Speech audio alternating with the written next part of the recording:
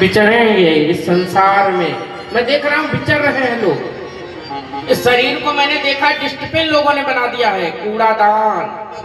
कूड़ादान आप देखे होंगे, उसमें गीला कचरा, सूखा कचरा, जैसा भी पाए वैसा डाल दें, चाहे चीज का चाहे वैसा छिक्कर डाल दें। तो इस शरीर को लोगों ने अपना कचरा बना दिया है, डस्टबिन बना दिया है।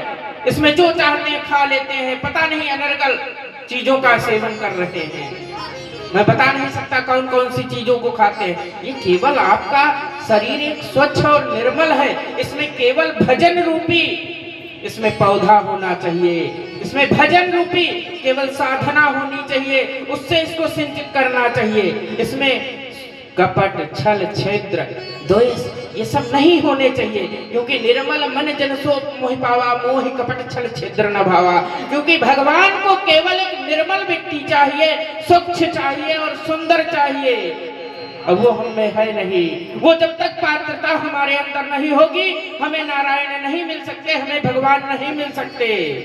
हम दिखावा केवल कर रहे हैं। उसके लिए हमें स्वच्छ होना पड़ेगा, निर्मल होना पड़ेगा, लोगों की सेवा करनी पड़ेगी। और सेवा क्या है? हमें कोई भी दुखी दिख जाए, कोई भिखारी दिख जाए, कोई दरिद्र दिख जाए, कोई भी असहाय दिख जाए, कोई वृद्ध दिख जाए, उसकी जिस दिन हम सेवा करना प्रारंभ कर देंगे, गौओं की हत्या रोक देंगे, उस दिन यह शरीर हमारा एक राष्ट्र के लिए है, उस दिन हमसे भगवान प्रसन्न हो जाएंगे, खुश हो जाएंगे। उस दिन मेरा शरीर यह धन्य हो जाएगा, निर्मल हो जाएगा। क्योंकि हमारा शरीर केवल परस्वार्थ के लिए बना है, सेवा के लिए बना है, भजन के लिए बना है। भगवान ने ये शरीर दिया है केवल भजन के लिए दिया है, परस्वार्थ के लिए दिया है। ये खा पी कर और सोकर गंवाने के लिए नहीं दिया है। ऐसे तो हमारे पशु भी खा और सो करके गवा देते हैं पूरा दिन। तो हमें पशु नहीं है, हम तो मनुष्य हैं, एक मानव है। इतना सुंदर भगवान ने स्वरूप दिया है, आंखें दी हैं, 2 हाथ दिए हैं, 2 पैर दिए हैं। इससे केवल हम धर्म कर सकते हैं, इससे केवल राष्ट्र हित की सेवा कर सकते हैं, इससे संतों की सेवा कर सकते हैं, इससे गौ की सेवा कर सकते हैं, इससे भक्तों की सेवा कर सकते हैं। इसीलिए केवल मेरा शरीर दिया है भगवान।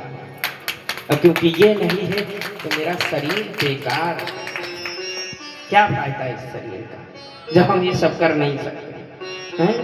मैं देख रहा हूं आज जो देश में बहुत सी कुरीतियां फैल रही हैं। देश में मैं देख रहा हूं बच्चों में संस्कारों की कमी है, संस्कृति की कमी है। आज एक से एक इंटर कॉलेज, एक से एक वीआईपी कॉन्वेंट स्कूल हैं, लेकिन मैं देख रहा हूं उनमें संस्कारों की कमी है, संस्कृति की कमी है। इस पर ध्यान कौन देगा? इस पर केवल माँ और बाप ध्यान दे सकता है। क्योंकि माँ बाप से बड़ा कोई गुरु नहीं हो सकता, माँ बाप से बड़ा कोई परब्रह्म नहीं हो सकता। क्योंकि माँ निर्माता होती है, पिता उसका सहायक होता है।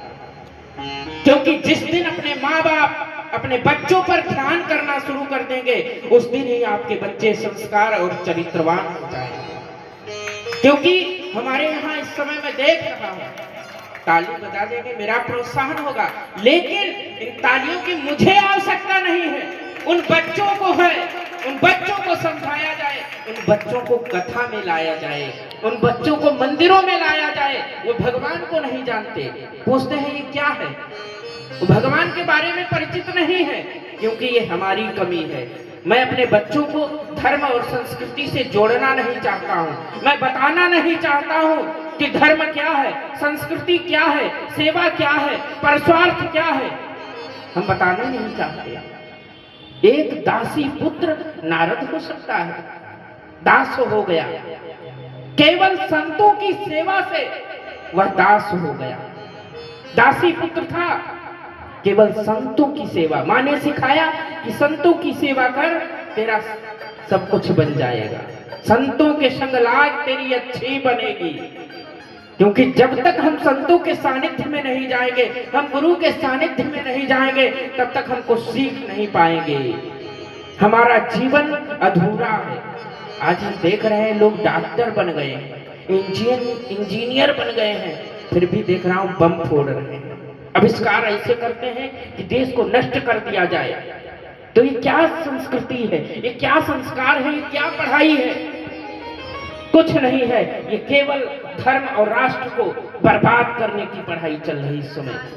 मैं जो देख रहा हूँ अपनी आंखों से, तो इसलिए मेरा कहना यही है, अब कथा में जरूर लाएं, भागवत में बच्चों को जरूर लाएं और मंदिरों में ले जाएं, क्योंकि सत्संग जरूर दे। आप फोन न चलाएं 1 घंटे, लेकिन अपने बच्चों को धर्म की शिक्षा दें। 4 चौपाई रामायण की जरूर पढ़ाएं, नित्य आप पाठ कराएं, भगवान का नाम नित्य उनसे जाप कराएं। मंदिर में स्नान करके आए, तत्काल आप कहें कि आप खड़े होइए भगवान के सामने, उनका नाम लीजिए 10 बार, 11 बार, 5 बार। हे भगवान, हमें सद्बुद्धि दीजिए, सद्विद्या दीजिए, सद्ज्ञान दीजिए। आप ये बताने लगेंगे तो मुझे लगता है आपकी सेवा होने लगेगी। हम यही नहीं बताते